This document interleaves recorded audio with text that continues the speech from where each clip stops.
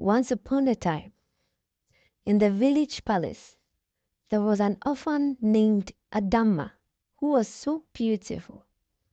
She was adopted by the queen, Ineka, when her parents died. She grew up in the palace and ended up as a queen's special maiden.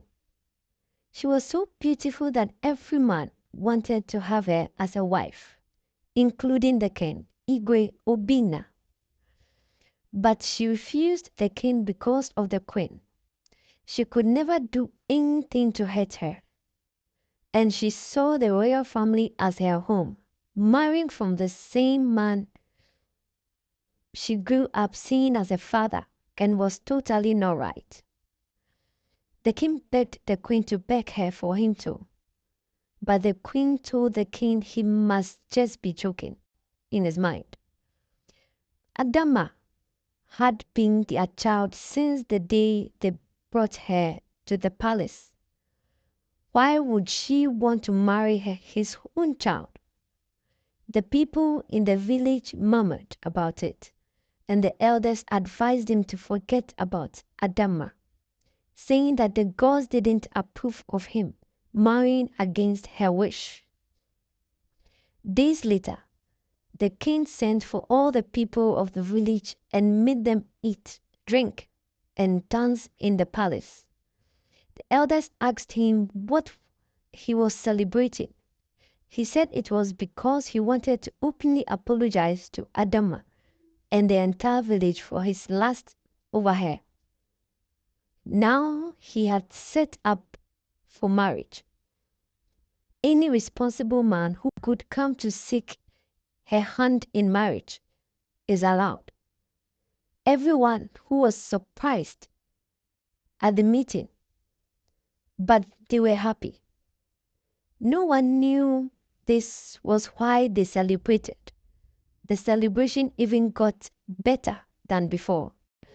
The king already had some plans. His plans were evil. He was just doing what he did so no one could suspect him when he carried out his evil plans. His plan was to sleep with her and send her out of the palace and the village entirely by accusing her of stealing. Stealing was a taboo, and anyone caught must be sent to the evil forest. The night, the king went to Adama's hut and forcefully slept with her. He made her swear she wouldn't tell anyone, or he would kill her.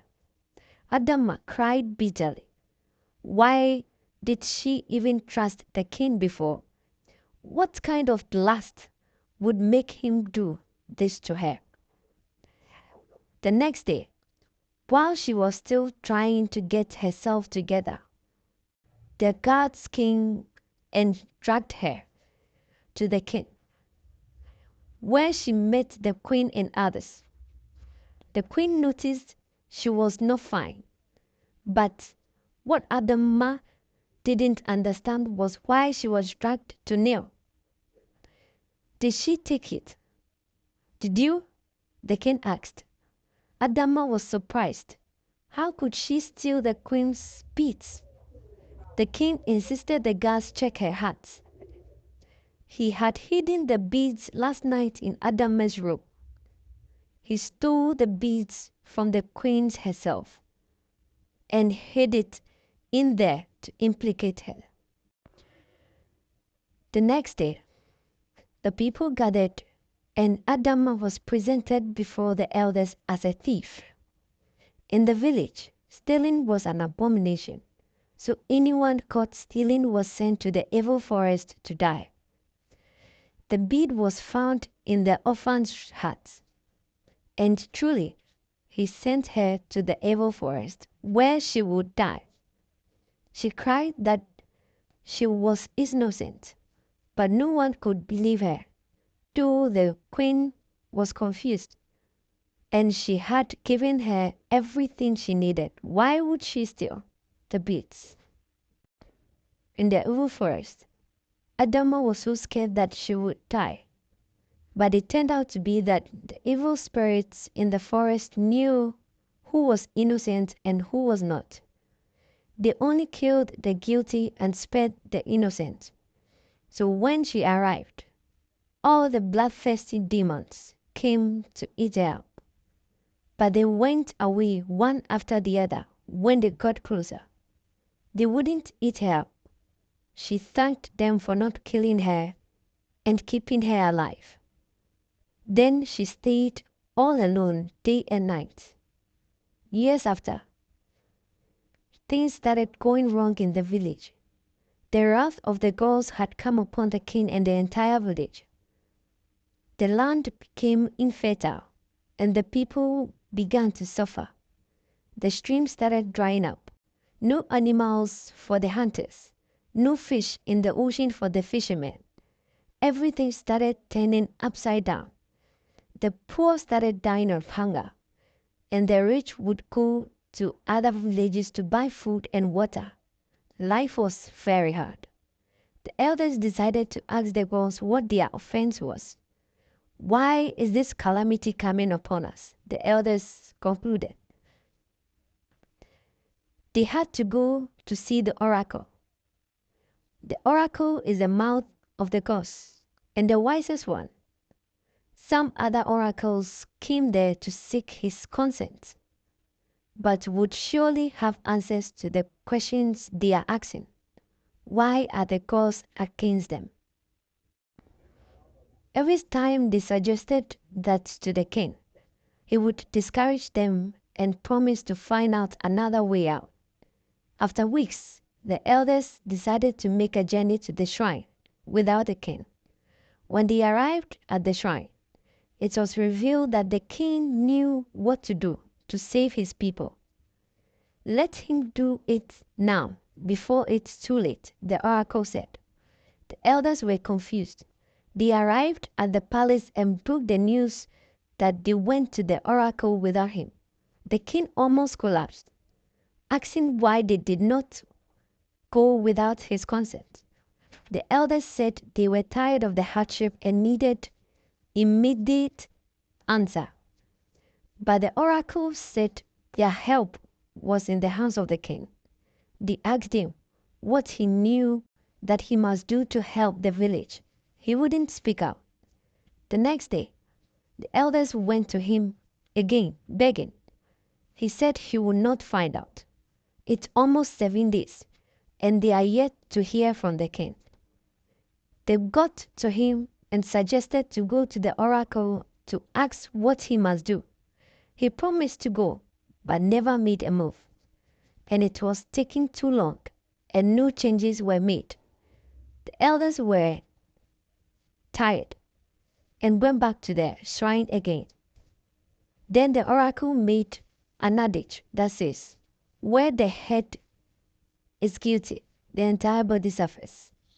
Let the king do the right thing, else the village will get worse, and it will start from the palace, because the gods have heard the cry of the innocent, who has stayed in the pain for 21 years. They asked who the innocent person was and if the king had committed any abomination. The oracle said nothing and sent them to go to their king. They all went to him again and asked what has to be done. He wouldn't speak out. Days passed, and their hardship continued. The gods were out of patience and started killing the king's sons. He had 3 grown sons. First, the heir to the throne, Ifai, slept and didn't wake up again. The queen cried bitterly. The elders knew this was a plague caused by the gods, and the king might have done something wrong. They gathered together, begged him to confess if he had committed any crimes, yet he refused. The following week, another of his sons, Chukwudi, the most beloved prince and a hunter, was brought dead from the bush where he went to hunt. A lion killed him. The hunter said they didn't see any animal, so they decided to go deeper into the forest, and the lion attacked the prince. The elders knew it was another plague. But the king accused the hunter of killing his son, locked them in the palace prison. The elders went to him again and pleaded. This time he got upset, saying he had no confession to make. He was proving stubborn, I guess. The queen overheard their communication at the meeting and confronted the king. She asked him what he had done and pleaded with him to speak out before her last child joined his brothers in death. But the king still said he had nothing done. Days after, the king's third and only living son, Kelechi, became sick. The elders were certain now it another plague. This time, no one went to beg him to confess. The king brought many herbalists to heal him from other villages, but no one could trace the cause of the sickness. The oracle arrived at the palace the next day, yelling for the king to confess, else the last child would die, and the gods would take away the kingship from his kindred. Finally, he confessed his evil deeds, and that Adama was innocent. This spread everywhere in the village, and everyone was so sad. Before now, Adama in the forest had given birth to her son, Chidi. After the king slept with her, and she got pregnant some months ago, and he grew up in the forest. Chidi had been a friend to one of the village girls named Amara. Since the forest was lonely, Chidi would always walk up and down the forest doing nothing. And then he learned how to hunt by himself and farm in the forest. He would go as far as he could to hunt.